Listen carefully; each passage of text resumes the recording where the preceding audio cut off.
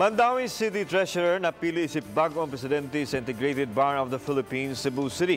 Si Attorney Regal Oliva, mauna karay magsilbing presidente sa Cebu City Chapter sa IBP.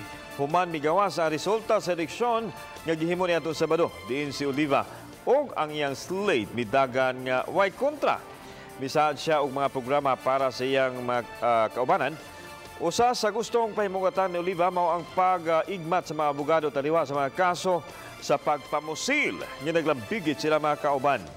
Ang tanama chapter sa IBP Tibok Nasod may pahigayon sa ilang eleksyon niadtong weekend, lakip na ang IBP Cebu Province.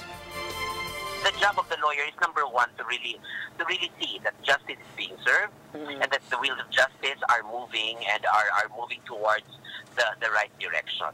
So without lawyers, nobody, the people will have anarchy in society. Kaya wala man tayo mo protekta sa mga defendants o sa ato mga, wala mo prosecute sa mga taong who committed faults against in the society.